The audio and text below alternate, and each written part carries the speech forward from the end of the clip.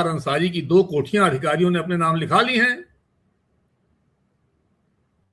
मुख्तार अंसारी के एक आदमी के नाम, उसका नाम भी बता सकते हैं हम, जो है बता दीजिए सर। कोठियां किसकी थी, कैसे कैसे उनका स्वामित्व पास हुआ। कोई जांच थोड़ी हो रही है, जांच हो जाए तो पता लगे लोगों को। तो किन लोगों ने अपने नाम लिखवाई सर? मुख्तार, जो सरकार आएगी उसको पटा लेंगे, हम ऐसे करेंगे, यही चलता रहेगा। जो मुख्तार अंसारी की कोठी किन लोगों ने लिखवाई सर? दोस्तों नमस्कार, मैं हूं आलोक पाठक और आप देख रहे हैं खबर दस्तक। आज से 2 दिन पहले बदायूं में हिंदुस्तान पेट्रोलियम कॉरपोरेशन के गैस प्लांट पर 2 अधिकारियों की एक अजय प्रताप सिंह नामक शख्स ने गोली मारकर जान ले ली।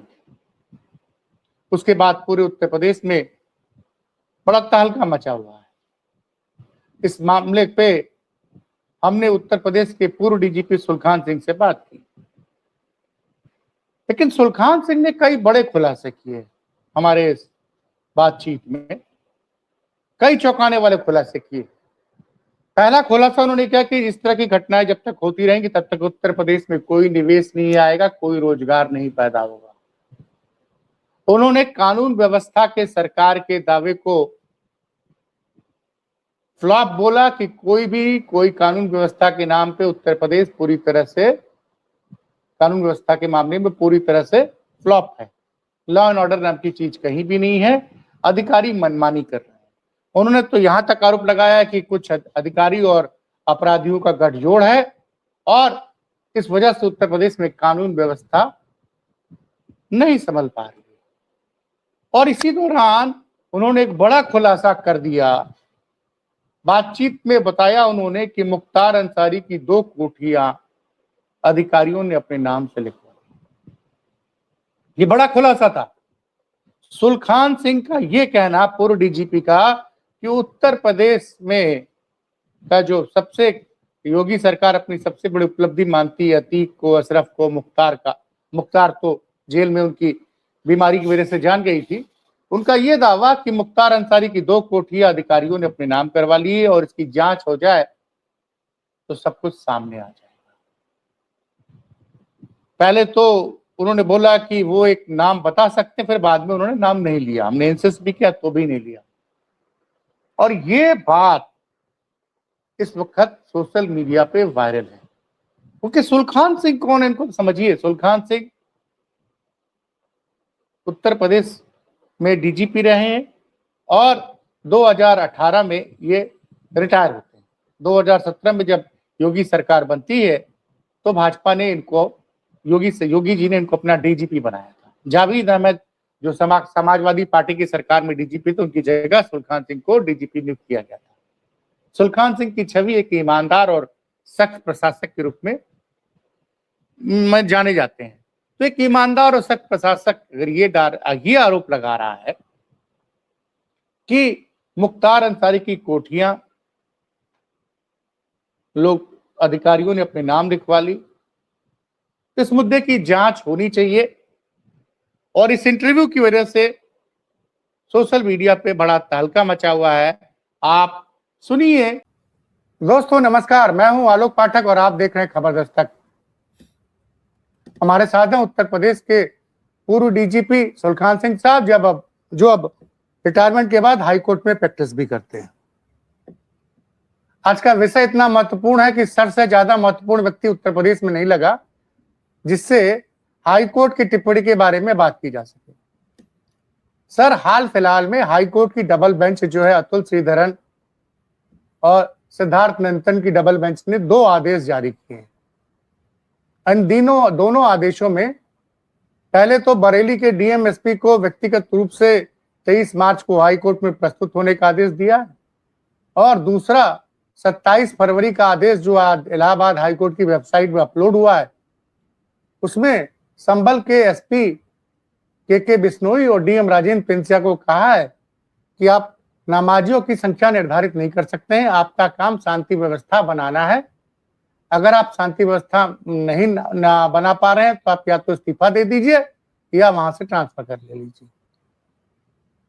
तो सर, ये जो लगातार हाईकोर्ट टिप्पणियां कर रहा है, बरेली का मामला ये था कि एक सज्जन है तारिक साहब, वो अपने घर में नमाज अदा करना चाहते थे, उसके लिए परमिशन नहीं मिली। उस मामले में वो कोर्ट गए थे। कोर्ट ने कहा कि भाई कैसे आपने किसी के निजी मकान में नमाज पढ़ने से कैसे रोका। तो ये जो टिप्पणी आई है संभल के डीएम राजेंद्र पेंसिया और के बिश्नोई एसएसपी साहब के खिलाफ कि आप अगर धार्मिक त्योहार शांतिपूर्वक नहीं उसका मनाने की व्यवस्था कर सकते हो तो इस्तीफा दे दीजिए या ट्रांसफर ले लीजिए। इस पर क्या कहना है सर आपका? नमस्कार आलोक जी, ये बहुत ही टाइमली ये एक इंस्ट्रक्शन है माननीय हाई कोर्ट की तरफ से। लेकिन मैं आपको ये भी बता दूं कि इसके पहले भी माननीय सुप्रीम कोर्ट और हाई कोर्ट कई बार ये कह चुके हैं कि यहाँ रूल ऑफ लॉ फेल हो गया है, कोलैप्स कर गया है। कई बार एडवर्स टिप्पणियां किया हैं, कई बार राज्य सरकार पे जुर्माना लगाया है उन्होंने, डिमोलिशन के बारे में, गिरफ्तारियों के बारे में, वगैरह वगैरह के मामलों को लेकर के। लेकिन दुर्भाग्य यह है कि सरकार जो इससे कोई सबक नहीं ले रही है। तो मुझे उम्मीद है कि शायद सरकार थोड़ा सबक ले और देखे इस बात को। ये संविधान में पीसफुली असेंबल, बिना हथियार के शांतिपूर्वक असेंबल करने का अधिकार एक फंडामेंटल राइट है। और इसको मतलब आप ये कह रहे हैं कि मौलिक अधिकार है, क्योंकि दर्शक हमारे हिंदी ज्यादा समझते हैं। ये मौलिक अधिकार है संविधान के तहत, और इस पे कानून के द्वारा कुछ रेगुलेशन किया जा सकता है। केवल राष्ट्र की सार्वभौमिकता और पब्लिक ऑर्डर के संबंध में लोक व्यवस्था बनाए रखने के लिए कुछ रेगुलेशन किया जा सकता है, लेकिन इसको रोका नहीं जा सकता है।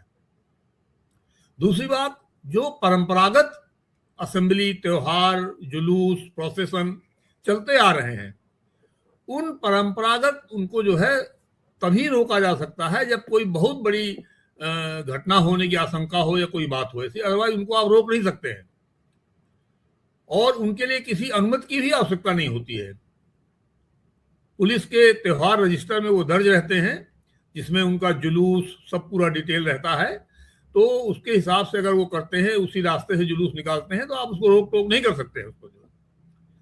लेकिन जब सरकार के पदाधिकारी और सरकार कानून की आत्मा को मार करके और तरह तरह का शब्द जाल खड़ा करके लोगों के अधिकारों का हनन करें, खास तौर पर मैं देख रहा हूं कि ये क्रिश्चियंस और मुस्लिम, ईसाइयों और मुसलमानों के प्रति ये ज्यादा घटनाएं हो रही हैं। लखनऊ में भी कई घटनाएं हो चुकी हैं कि कोई आदमी अपने घर में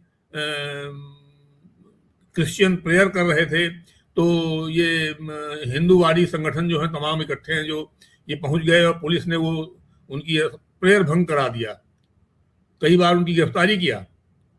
खीरी में, यहाँ कई घटनाएं इस तरह हो चुकी हैं। तो इस पे संज्ञान सरकार को लेना चाहिए।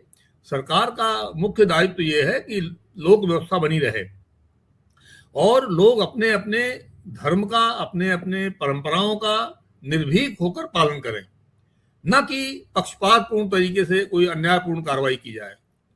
तो अब इस कोर्ट में जो कुछ कहा है, इसको देखते हैं क्या करते हैं।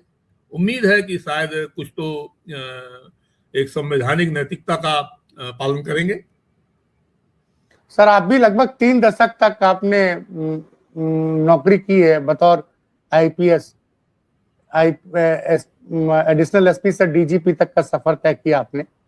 क्या आपके ऊपर इस तरह का दबाव होता था क्या कि किसी मुख्यमंत्री की तरफ से कि एक धर्म का, मतलब ये जो बड़ी बात हाई कोर्ट ने कहा कि आप कौन होते हैं डिसाइड करने वाले कि मस्जिद में कितने लोग नमाज पढ़ेंगे, कितने नहीं पढ़ेंगे, इस पे बड़ी तल्ख टिप्पणी की है। दूसरे कहा है कि भाई सार्वजनिक जगह पे अगर कोई कर रहा हो तब आप उस पे कर सकते हैं, लेकिन अगर कोई मस्जिद के अंदर, मंदिर के अंदर काम कर रहा है या कोई अपने घर के अंदर कर रहा है, तो उस पे आपको कोई अधिकार नहीं है हस्तक्षेप करने का। बिल्कुल सही बात है ये। और जो अगर परंपरागत रूप से कोई चीज होती आ रही है, वो पब्लिक प्लेस में भी होती है, तो आप उसको भी नहीं रोक सकते हैं। आप अच्छा, जो पहले से चली आ रही है, जो हाँ पहले से चली परंपरागत जो व्यवस्था है उसको आप नहीं रोक सकते हैं। परंपराएं जो है वो कानून का रूप अख्तियार कर लेती हैं। ये हमारे देश की कानूनी मान्यता है कि लंबी दीर्घ से चली आ रही परंपराएं कानून का स्थान ले लेती हैं, वो कानूनी हो जाती हैं। तो अगर कोई नमाज है या कोई जुलूस है वो पब्लिक प्लेस से निकलता है, पब्लिक प्लेस से ही निकलेगा जुलूस जो है, और कहां से निकलेगा? तो आप उसको इस आधार पर नहीं रोक सकते हैं, पब्लिक प्लेस पे आप नहीं जा सकते हैं। आप ड्यूटी लगाइए, उनको रेगुलेट करिए, ये कहिए कि पूरी सड़क घेर के ना चलें, थोड़ी सड़क खाली रखें, वगैरह वगैरह, कुछ भी कर सकते हैं आप, लेकिन उसको रोक नहीं सकते हैं आप उसको। ये तो फिर ज्यादती की बात हो जाएगी कि आप लोगों की परंपराएं भंग कर देंगे जो है, जो चलिए। लेकिन ये बताइए सर, आप तो मतलब अब हाईकोर्ट ने बोला है, जैसे बरेली के डीएम और एसपी को व्यक्तिगत रूप से हाजिर होने का आदेश दिया है और कहा कि हाजिर नहीं होंगे तो फिर गैर जमानती वारंट जारी हो जाएगा। उसमें भी मामला यह था कि एक व्यक्ति अपने घर के अंदर नमाज पढ़ाना, घर के अंदर नमाज आयोजित करना चाहता था, उस पर प्रशासन ने रोक लगा दी और हाईकोर्ट ने उस व्यक्ति को सुरक्षा देने का भी आदेश दिया है। तो ये क्यों ऐसा हो रहा है भाई? डीएम एसपी क्या संविधान को नहीं पढ़ रहे हैं या समझ नहीं पा रहे कि उनके इस निर्णय पे उनको हाई कोर्ट का डर नहीं है क्या, कि हाई कोर्ट या सुप्रीम कोर्ट से उनको कुछ तल्ख टिप्पणी या सजा मिल सकती है? देखिए, एक तो कोर्ट्स जो है अभी तक सजा नहीं देते रहे हैं। कोर्ट्स भी थोड़ा नरमी का रुख अख्तियार करते रहे हैं, सख्ती की बात करते हैं लेकिन नरमी कर देते हैं अंत में। जुर्माना वगैरह जो लगाते हैं वो सरकार भुगतान कर देती है अगर करना पड़ा तो, जबकि उन्हीं अधिकारियों से वसूल किया जाना चाहिए। जब तक अधिकारियों को ये पिंच नहीं करेगा, जब तक अधिकारियों के ऊपर कुछ कष्ट नहीं आएगा, वो नहीं मानेंगे इसको जो है। तो इसमें ये जो मानसिकता है ब्यूरोक्रेसी की, वो पुलिस की और ब्यूरोक्रेसी की, ये माननीय न्यायालयों को समझना होगा और ऐसा निर्णय करना चाहिए जिससे कि ये लोग डरें। एक्चुअली दुनिया भर में पुलिस जो है वो कानून के प्रति उत्तरदायी होती है, यहाँ क्या है वो सरकार के प्रति उत्तरदायी हो गई है। सरकार को जवाब देते हैं लोग जो है, जो सरकार को अच्छा लगे वो बातें करते हैं, वो कार्रवाई करते हैं। ये परंपरा कब से आई है सर? आप तो काफी दिन तक सेवा में रहे हैं, 2017 में रिटायर हुए हैं। ये मैंने काफी दिनों पहले देखा था। सबसे पहले तो जो मैंने देखा था वो था मायावती जी के टाइम पर, जब वो ठाकुरों के खिलाफ कार्रवाइयां कर रही थी, तो चंदौली में कुछ ठाकुर लोग जो है एक आंदोलन वो आयोजन कर रहे थे अपना सम्मेलन का। सबसे पहले उन्होंने उस पर रोक लगाई थी, जबकि वो खुद ही जातिवादी सम्मेलन करवा रही थी जगह जगह। तो तभी से ये जातिगत और इस तरह का शुरू हो गया था जो है। अब ये है कि कुछ लोग उसको और ज्यादा कर देते हैं, तो लोग कहते हैं साहब ज्यादा हो रहा है। अब लेकिन ज्यादा कम थोड़ी होता है तो होता है, फिर कोई ज्यादा करेगा कोई कम करेगा। नहीं सर, देखिए अभी आपने जो बात में कभी नहीं देखा कि ये कहा गया हो कि साहब ये इनका जुलूस ना निकलने दीजिए, इनको जाम कर दीजिए, ऐसा नहीं कभी होता था। ये एक संवैधानिक मर्यादा होती है, नैतिकता होती है। आपको याद हो अभी कुछ दिन पहले ब्रिटेन के होम मिनिस्टर ने, होम सेक्रेटरी कहते हैं उसको, हाँ मिनिस्टर होता है वो, उसने लंदन के पुलिस कमिश्नर पे दबाव डाला कि ये एक प्रो पैलेस्टीनियन जो जुलूस निकलने वाला है इस पर रोक लगाइए आप। एंटी इजराइल प्रो पैलेस्टीनियन जुलूस निकाल रहे थे वहां पे लोग जो है, तो उन्होंने कमिश्नर से कहा, लंदन के मेट्रोपॉलिटन पुलिस कमिश्नर से कहा कि आप इस पर रोक लगाइए। कमिश्नर ने कहा कि सर हमारे पास कोई इंफॉर्मेशन ऐसी नहीं है इस जुलूस से कहीं कोई शांति भंग हो जाएगी या कोई गड़बड़ी हो जाएगी, इसलिए हम रोक नहीं लगा सकते हैं। एंड काइंडली आप अपने जो दक्षिण पंथी लोग हैं जो विरोध कर रहे हैं उस जुलूस का, उनको रोकिए, नहीं तो हमें उनके खिलाफ कार्रवाई करनी पड़ेगी। और आलोक जी, आपको सरप्राइज होगा कि करीब 150 दक्षिण पंथी लोग गिरफ्तार किए गए वहां पर, और वो जुलूस शांतिपूर्वक निकल गया। और यही नहीं, पुलिस पे दबाव डालने के कदाचरण में माननीय मंत्री जी को इस्तीफा देना पड़ा। तो सर वो ब्रिटेन है ना सर? ये मर्यादा डॉक्टर अंबेडकर ने जब 25 नवंबर 1949 को जब फाइनल वोटिंग के लिए संविधान पेश किया, उन्होंने कहा था ये संवैधानिक मर्यादा से ही कॉन्स्टिट्यूशन ठीक से चलेगा। संवैधानिक मर्यादा, उन्होंने ये भी कहा था कि संवैधानिक मर्यादा ये कुदरती नहीं है, स्वाभाविक रूप से इंसानों में नहीं होती है, ये इसको कल्टीवेट करना पड़ता है, आपको सुसंस्कृत होना पड़ेगा, अदरवाइज आप प्रिमिटिव होते रहते हैं। बेसिकली संविधान से बच के निकलने का जो डिबलिंग करते हैं ना हॉकी की तरह, ये अमर्यादित काम है, ये ठीक नहीं है। ये जो परेशानियां उत्तर प्रदेश में हो रही, अधिकारी संविधान की नहीं सरकार को खुश करने में लगे हुए हैं। सरकार को खुश करने में लगे हैं, संविधान से बचना चाहते हैं किसी तरह से। अब आप सर आपने वहां की बात की कि फिलीपींस के लोग जुलूस लगाना निकालना चाह रहे थे, मंत्री नहीं चाह रहे थे, कमिश्नर ने कहा कि उससे कोई शांति भंग नहीं होगा और जुलूस निकला, कोई शांति भंग नहीं हुआ। यहाँ तो संभल के सीईओ हैं कुलदीप कुमार, उन्होंने कहा कि इराक के नाम पे अगर आप लोग यहाँ पे इराक के नाम पे अगर आप लोग सीना पीटेंगे कि इराक पे हमला हो रहा है, इराक पे हमला हो रहा है, फिर सब बर्दाश्त नहीं किया जाएगा। आपको बहुत चिंता है इराक की, तो जहाज से इराक चले जाइए, इराक के लिए लड़िए। यही तमाम पुलिस अधिकारी जो है अपनी ड्यूटी न करके उल जलूल बातें इस तरह करते हैं, क्योंकि बच निकल रहे हैं, सजा नहीं कोई मिल रही उनको, और कोई संवैधानिक नैतिकता तो उनके अंदर है नहीं, कॉन्स्टिट्यूशनल मोरालिटी तो है नहीं। जब तक बचे रहे तो बहुत अच्छा है। ये बेसिकली आलोक जी एडवेंचरिज्म हो गया है, ये अधिकारियों में एडवेंचर कर रहे हैं वो, और उसका नाजायज फायदा उठाते हैं, इसलिए एडवेंचर करते हैं। जैसे माफिया लोग, क्रिमिनल लोग जो हैं, वो जानते हैं कि खतरा है इस एक्टिविटी में, लेकिन वो उसका लाभ उठाना चाहते हैं। यही अधिकारियों का इस समय हाल हो गया है। वो हटो बचो करके किसी तरह से कोर्ट से बच जाएं, बस इतनी चिंता है उनको, बाकी करेंगे वो गलत ही। कोई कहता है बड़ी कि बात, हम आपका पासपोर्ट निरस्त कर देंगे अगर आप सड़क पे नमाज आ गई, कोई कहता कुछ, कोई अजीब अजीब बातें करते हैं लोग जो है। तो ये चीजें अच्छी नहीं हैं, ये देश की एकता, अखंडता और मर्यादा के लिए अच्छी नहीं है। इससे पूरे विश्व में देश की छवि खराब हो रही है, ये इनको समझना चाहिए। एंटी हिंदुस्तानी माहौल पूरे दुनिया में इसलिए बन रहा है जो यहां पे हो रहा है इस तरह का। ये बहुत बड़ी डिससर्विस कर रहे हैं हिंदुस्तानियों के प्रति ऐसे अधिकारी और सरकारें जो इनको इनकरेज कर रही हैं। इससे बड़ी छवि खराब हो रही है दुनिया में। चर्चिल ने आजादी के ठीक पहले कहा था कि हिंदुस्तानी जो है वो लोकतंत्र के लिए फिट नहीं है। आप जबरदस्ती अपने आप को सिद्ध करने में लगे हैं कि चर्चिल सही कह रहे थे। आप क्यों नहीं ये सिद्ध करते हैं कि हम फिट हैं इसके लिए? आप क्यों नहीं कहते भाई आप लोकतंत्र के लिए फिट हैं कि नहीं फिट हैं? आप सभी को एकोमोडेट करते हैं कि नहीं करते हैं? आप तो सभी वर्गों के लोग हैं, अधिकारी सभी वर्गों के होते हैं, सरकार सभी वर्गों की होती है। लेकिन सर ये बताइए कि अब मुझे ब्रिटेन की कानून व्यवस्था के बारे में, पुलिस प्रशासन के बारे में ज्यादा जानकारी नहीं है, लेकिन अगर उत्तर प्रदेश के गृह मंत्री कुछ बात कहें पुलिस का, उत्तर प्रदेश के डीजीपी को, डीजीपी नहीं बात मानेगा तो यहाँ तो डीजीपी का ट्रांसफर हो जाएगा। क्या ब्रिटेन में ऐसा नहीं है क्या? जी नहीं, ब्रिटेन में ऐसा नहीं कर सकते आप। जो है ब्रिटेन में आप पुलिस पे या किसी पे कोई दबाव नहीं डाल सकते हैं। ये ट्रांसफर, जैसे डीजीपी का ट्रांसफर हो गया, जैसे कमिश्नर पुलिस का अगर ट्रांसफर कर देते तो क्या होता? नहीं, वो नहीं, उनके अंदर संवैधानिक मर्यादा पालन करते हैं ना वो लोग, जो डॉक्टर अंबेडकर ने कहा था। 25 नवंबर 1949 को उनका अंतिम भाषण पढ़िए संविधान सभा में। तो सर ये आप लोग जब आईपीएस की ट्रेनिंग लेने जाते हैं तो आप लोग संविधान को पढ़ते हैं, बताया जाता है कि आपको संविधान के हिसाब से पुलिस प्रशासन चलाना है, कि फिर इसमें रोल क्या होता है, जरा बताइए। आप लोग फैसले कैसे लेते हैं? कानून बनते हैं।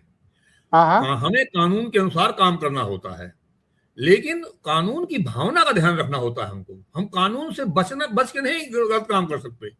हम कहते हैं साहब हमने इनको ये रोड जाम कर रहे हैं इसलिए हमने रोक लगा दिया इसमें, तो आप क्या सभी पे रोक लगा सकते हैं?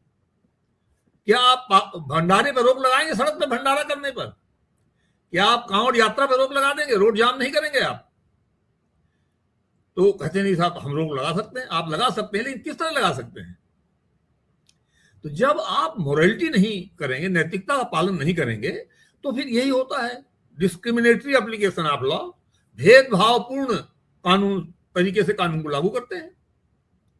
ये कहते हैं ये मकान गलत बना हुआ है, उसको हम गिरा देंगे, उसी के बगल में गलत मकान बना हुआ उसको आप नहीं गिरा रहे हैं। तमाम हमने देखा मस्जिदें, मजार गिरा दी गई। यहीं पे हमारे सेक्टर 4 में गोमती नगर एक्सटेंशन में 20 सड़क पे मंदिर बना हुआ है, एक अभी नया मंदिर है, पूरी रोड ब्लॉक है, पूरी पैदल आदमी नहीं निकल सकता वहां से, पूरी बाउंड्री बना के ब्लॉक किया हुआ है, उसको नहीं गिराएंगे। ये अमर्यादित जो आचरण हो गया है अधिकारियों का, सरकारों का, ये बड़ा चिंता का विषय है आलोक जी, बहुत चिंता का विषय है।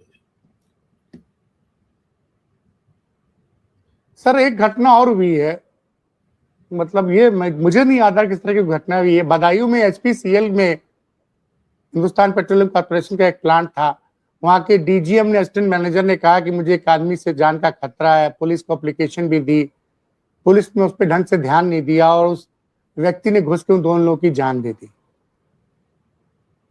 तो सर ये मतलब ये घटना सर छोटी मोटी घटना नहीं है सर, इसमें सिर्फ एसपी का ट्रांसफर कर दिया गया, तो क्या ऐसी घटनाओं की पुनरावृत्ति रुकेगी सर? कि आप, मैंने आज पढ़ा था एसपी का ट्रांसफर कर दिया गया और वो जो अभियुक्त था जो जाके कोर्ट थाने में सरेंडर कर गया था, उसको ले जाके उसके पैरों में गोली मार दी गई बाद में। तो ये केवल अपने कुकृत्य को जस्टिफाई करने का एक तरीका है और पब्लिक को थोड़ा सा शांत करने के लिए कि हमने कार्रवाई किया। ये कोई दिल से की गई कार्रवाई नहीं है। पुलिस आमतौर पे कार्रवाई नहीं कर रही है, बहुत बुरा हाल है। मैं आपको अपना केस बता दूं, निजी केस मेरा। 4 महीना पहले करीब मैंने एक एफआईआर कराई थी कि साहब मेरी फेसबुक आईडी में फर्जी आईडी किसी ने बनाई है। एफआईआर मैंने कराई बाकायदे थाने में। आज तक उसमें मुलजिम अरेस्ट नहीं हुए, कोई कार्रवाई नहीं हुई उसमें। कई बार मैं यहाँ कमिश्नर से, सभी अधिकारियों से कह चुका हूँ, कोई कार्रवाई नहीं होगी। आप बड़ी बात करें जब आपकी एफआईआर पे 4 महीने से कोई कार्रवाई नहीं, कोई कार्रवाई नहीं हुई। एक एफआईआर मैंने 2021 में कराई थी ऐसे फर्जी आईडी बनाने की, उसमें भी कोई कार्रवाई नहीं हुई अभी तक। आमतौर पे कोई कार्रवाई नहीं करते हैं। अपराधियों गैंग से बिल्कुल मिले हुए हैं सभी लोग। जो है जब मामला फंस जाता है तो फिर इस तरह की विंडो ड्रेसिंग जो है, दिखावटी कार्रवाइयां करके और रोष को शांत करना चाहते हैं लोग। जो है मैंने आपके फोरम में और कई जगह बार बार मैंने बात कहा है कि उत्तर प्रदेश में लोक व्यवस्था ठीक नहीं है, इसीलिए यहाँ कोई इन्वेस्टमेंट नहीं आ रहा है, यहाँ कोई रोजगार नहीं हो रहा, कोई फैक्ट्री कोई यहाँ नहीं लग रही है और लगेगी भी नहीं। आप देखिए कि वो उसमें बदायूं वाले मामले में कहीं महाराष्ट्र से कोई अधिकारी ज्वाइन करने आया था, उसने ये हाल चाल देखा तो कहते हैं वो भाग गया अब यहाँ से, अब वो जहाँ ज्वाइन ही नहीं कर रहा। वो कौन यहाँ पे फैक्ट्री लगाएगा, कौन यहाँ नौकरी करेगा, कौन यहाँ जान देगा इस तरह से। तो आपका कहना है कि बदायूं जैसी घटना देखकर उत्तर प्रदेश में कोई निवेश करने नहीं आएगा?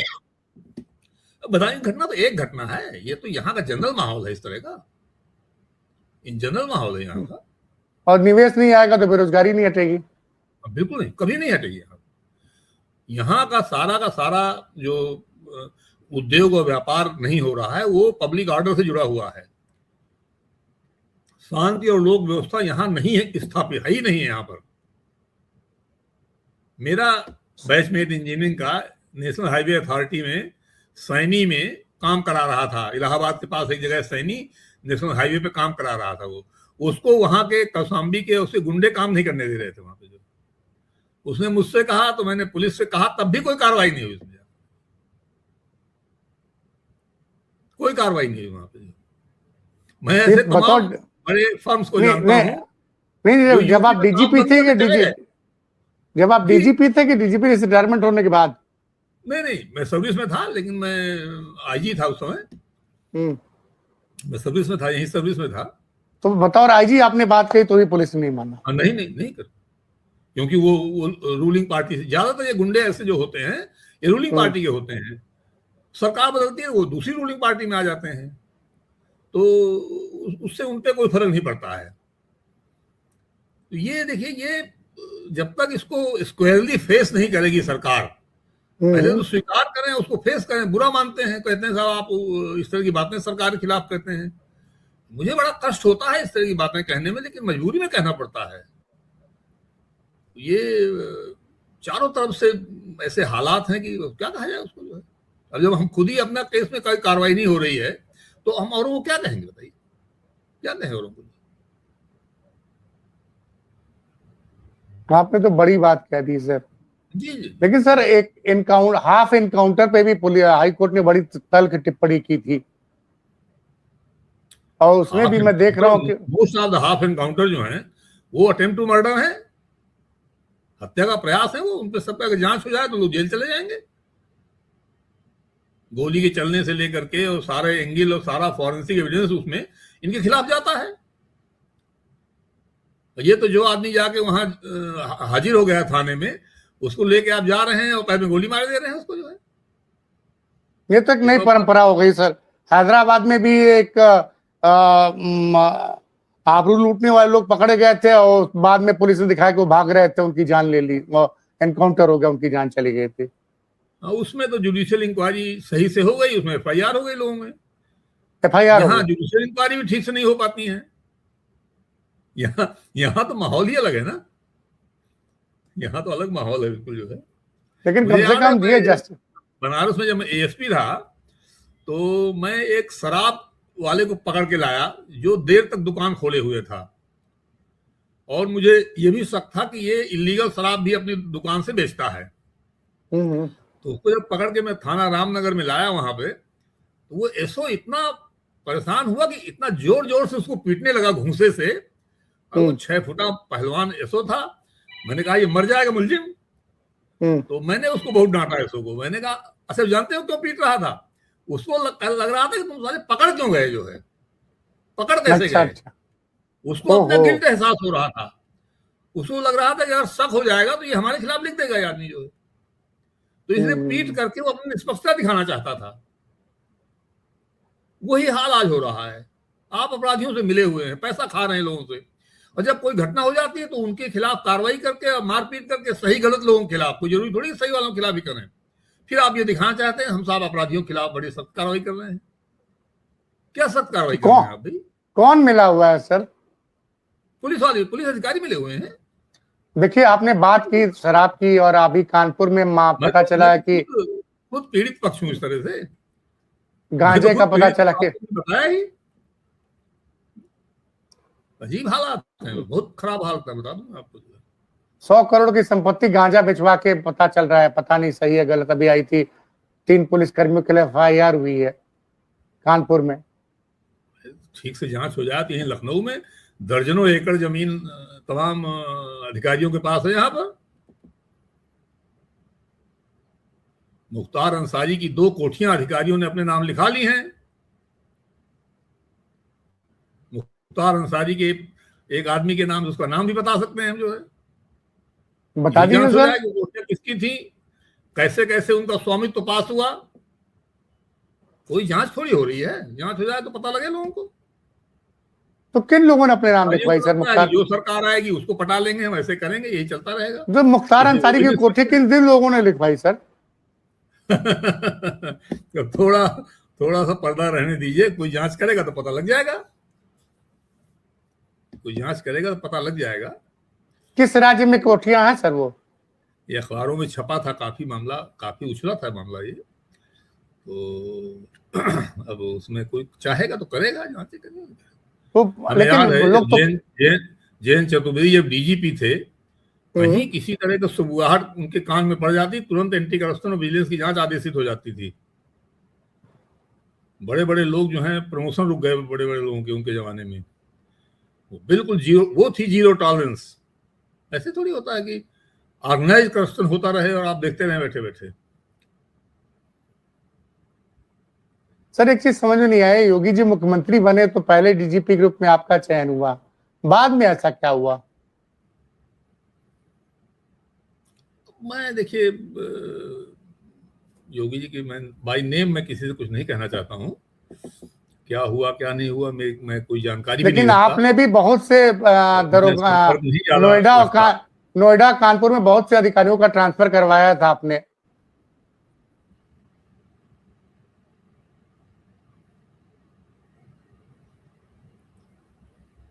मैंने कहा मैं कोई बहुत अंदरूनी जानकारी नहीं रखता हूँ और मैं प्रयास भी नहीं करता हूँ उसके, तो इसलिए मैं कुछ नहीं कहूँगा। लेकिन आपने कुछ अधिकारियों का ट्रांसफर तो कराया था ना जब आप DGP थे?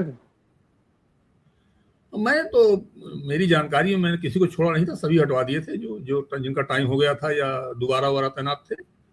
और मैंने ये बात आयोग को भी बताई थी रिटायरमेंट के बाद भी मैं अपने, कि जो ट्रांसफर पॉलिसी है उसका सख्ती से पालन किया जाए तो आधी समस्याएं दूर हो जाएंगी जो हो रही हैं आजकल। पुलिस की क्रिमिनलिटी तभी डेवलप होती है जब वहां पुराने लोग तैनात होते हैं और बार बार तैनात होते हैं। चाहे ये पाटीदार केस हो महोबा का, चाहे बिकरू कांड हो कानपुर का, जितने बड़े बड़े कांड हुए हैं आपराधिक, उन सब में वही पुलिस अधिकारी इन्वॉल्व हैं जो वहां बार बार तैनात रहे हैं। तो अगर स्थानांतरण नीति का 100% पालन हो जाए तो बहुत सारी समस्याएं कम हो जाएंगी। एक पॉइंट ऐसा है कि इसी से काफी कम हो जाएंगी समस्याएं। नोएडा है, जहां जहां भी जमीनों के धंधे हैं या कोई इस तरह के नाजायज धंधे हैं, व्यावसायिक धंधे हैं, चाहे बालू गिट्टी पट्टा कोई हो, वहां पे पुलिस अधिकारी बार बार वहीं रहना चाहते हैं। वो फिर किसी न किसी पार्टी से, ठेकेदार से मिल जाते हैं, तो वो पार्टी बनते हैं, फिर क्राइम होता है उसमें, तो लोग भी इन्वॉल्व हो जाते हैं। तो ये तो देखना चाहिए, एक सिस्टमिक सुधार किया जाना चाहिए। हालांकि कानून है पहले से, 86 में ट्रांसफर नीति बनी थी पुलिस की, 86 में, तो आप समझ लीजिए कि 40 साल हो गए, लेकिन अगर कार्रवाई नहीं करना है तो नीति क्या करेगी फिर जो है। चलिए सर, आपने बहुत कुछ पूछे कि आपने क्यों तैनात कर दिया इसको, कोई तो पूछे उनसे।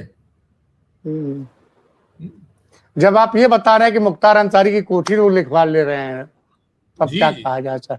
नहीं, बिल्कुल पता नहीं, यही लखनऊ में ऑन रिकॉर्ड जमीनें हैं लोगों के पास में। फैजाबाद में तमाम लोगों ने, अयोध्या के आसपास जमीनें बहुत लोगों ने खरीदी हैं, तमाम अधिकारियों ने, और नीचे वाले भी खूब से करते हैं। एक तो अभी इंस्पेक्टर से बने हुए डिप्टी एसपी पकड़े ही गए हैं वहां कानपुर में। हाँ, तो वो पूरा रैकेट चल रहा है, वो भी ठीक से तफ्तीश नहीं हो पा रही है कमिश्नर के ट्रांसफर के बाद।